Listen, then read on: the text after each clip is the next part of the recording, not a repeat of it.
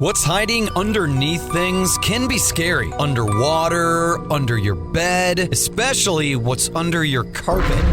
Except when you get new carpet from Carpet One Floor and Home. After tearing up your old carpet, they'll vacuum and apply Health Annex antimicrobial to your subfloor, disinfecting and killing mold, mildew, and any remaining general awfulness. Carpet One Floor and Home goes the extra mile to protect you, your family, and your home. Carpet One Floor and Home in Columbia, making your home beautiful, guaranteed. Good morning. Welcome to Radio Friends. Tuesday, November the 9th. We're going to talk about plants today. Yes, it's November, but we're going to talk about beautiful flowers, native flowers. That means that Nadia Navarrete-Tindall is with us. Good to have you here, Nadia. Well, thank you, Bo. We were talking before we came on, and Nadia always says, don't clean the garden right now. Let the garden stay over winter for the environment.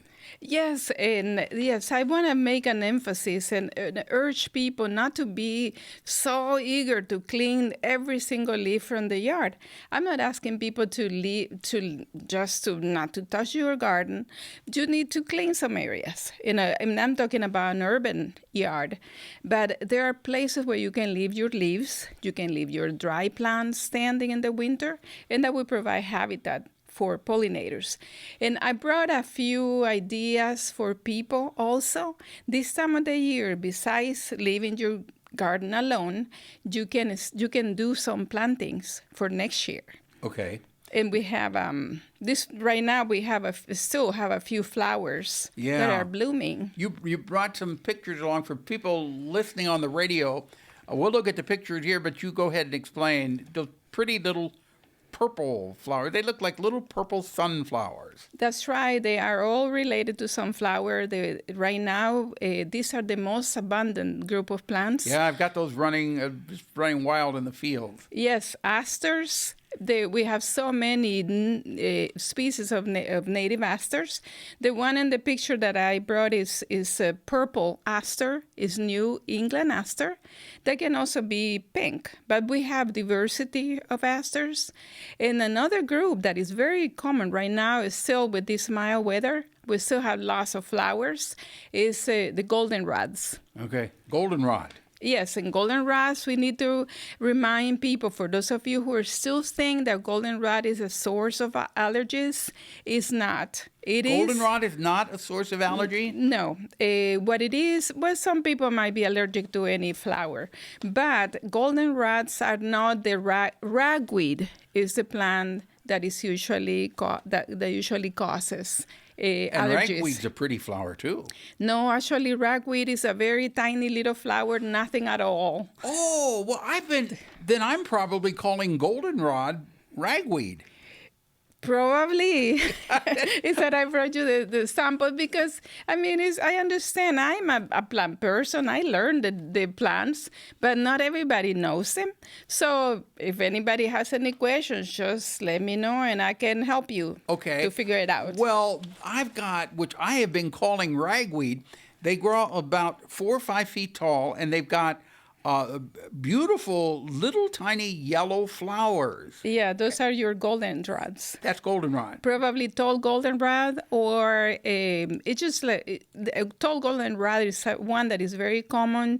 Nobody needs to plant that is always there, but it's so good for pollinators. Okay, so that's not ragweed. That's not what you're sneezing real bad with. That's right. All right, you brought a couple other pictures that we can look at here in the studio. Is that one kind of purple pink one, is that milkweed? Well, yes, this is a purple milkweed that can grow in shaded areas. I've got those. So that's wonderful because it's one of the most delicate and beautiful milkweeds. But the purpose for me to bring these pictures is to show you the diversity of insects. These pictures were taken in my yard, in our yard. And so because we have so much diversity of plants, we have diversity of insects.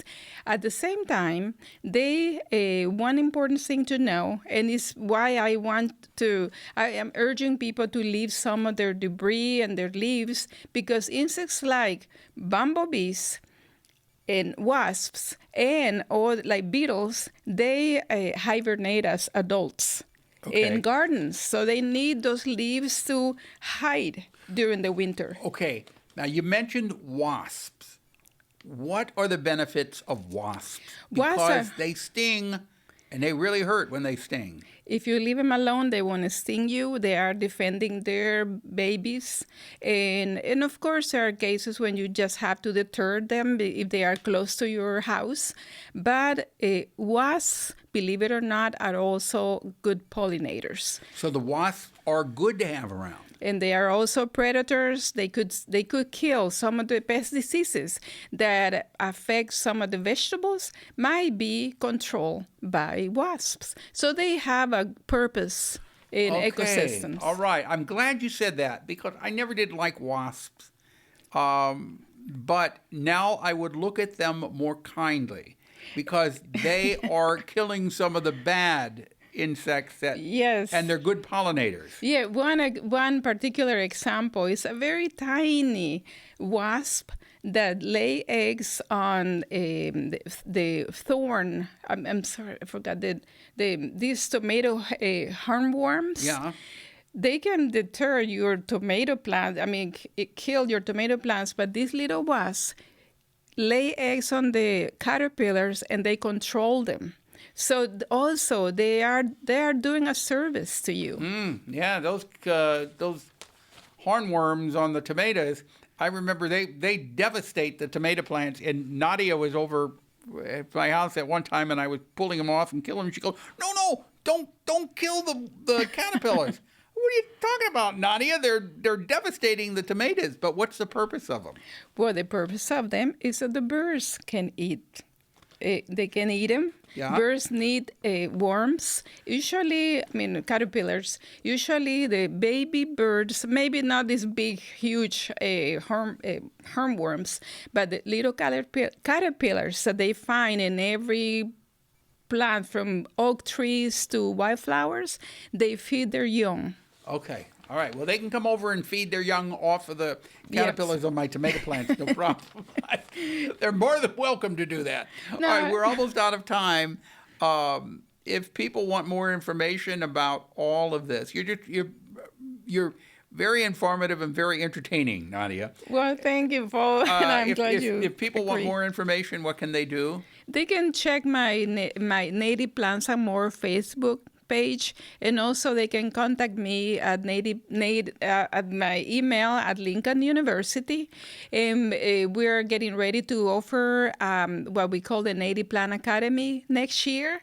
And we're gonna have I'm gonna put that information in the Facebook page. Okay, so you can go to Navarrete-Tindall at LincolnU.edu. LincolnU.edu. All the information you need, and you're going to have that academy next year. Yes. Okay.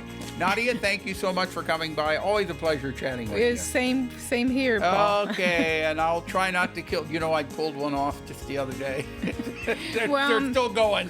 All right. Drop me an email, pepperp@missouri.edu. Bye-bye.